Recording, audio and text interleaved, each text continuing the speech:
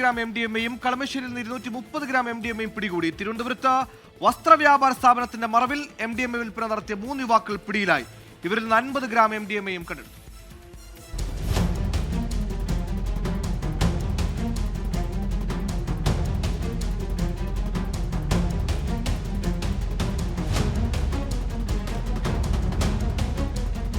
സമീപ ദിവസങ്ങളിലുണ്ടായ ഏറ്റവും വലിയ ലഹരി വേട്ടയാണ് ഇന്നുണ്ടായത്.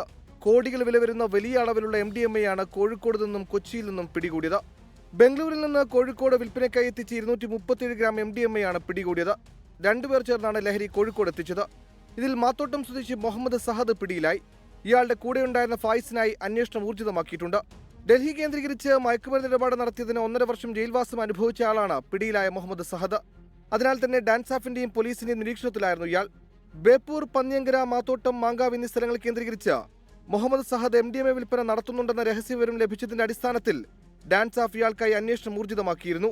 ഇന്നലെ രാത്രിയാണ് മാത്തോട്ടം വിജിത് തിയേറ്ററിന് സമീപത്തെ ചാക്കരിക്കാട് റോഡിൽ വെച്ച് കാറിൽ വിൽപ്പനയ്ക്ക് എത്തിച്ച MDMA-യുമായി മുഹമ്മദ് സഹദ് പിടിയിലാകുന്നത്. പോലീസിനെ കണ്ടതോടെ സഹദും ഫായിസും ഓടി രക്ഷപ്പെടാൻ ശ്രമിച്ചെങ്കിലും സഹദ് വലയിലായി. 2 മാസത്തോളം ഡാൻസ് ഓഫിന്റെ നിരീക്ഷണത്തിലായിരുന്നു ഇരുവരും. 15 ദിവസത്തിനിടെ ഡാൻസ് ഓഫ് സംഘത്തിന്റെ ജില്ലയിൽ 6ാമത്തെ വലിയ ലഹരി വേട്ടയാണിത്. 236 ഗ്രാം MDMA-യാണ് കളമശ്ശേരിയിൽ നിന്ന് പിടികൂടിയത്. ഇടപ്പള്ളി ടോൾ ജംഗ്ഷനിൽ നിന്നാണ് പ്രതികൾ ലഹരിയുമായി വലയിലായത്. കായംകുളം സ്വദേശികളായ സുധീർ, ആസിഫ് എന്നിവരാണ് പിടിയിലായവർ. കൊച്ചി കേന്ദ്രീകരിച്ച് വിൽപ്പനയ്ക്കായി എത്തിച്ചതാണ് ലഹരി. തിരുവനന്തപുരത്തും ലഹരി പിടികൂടി. ചാല മാർക്കറ്റിനുള്ളിൽ ഹിബ ടെക്സ്റ്റൈൽസ് എന്ന വസ്ത്രവ്യാപാര സ്ഥാപനത്തിന്റെ മറവിലായിരുന്നു ലഹരി വിൽപ്പന. 50 ഗ്രാം MDMA-യുമായി പാപ്പനംകോട് സ്വദേശി രതീഷ്, വള്ളക്കടവ് സ്വദേശി അൻസിൽ, കരമന സ്വദേശി ശ്രീജിത്ത് എന്നിവരാണ് പിടിയിലായത്.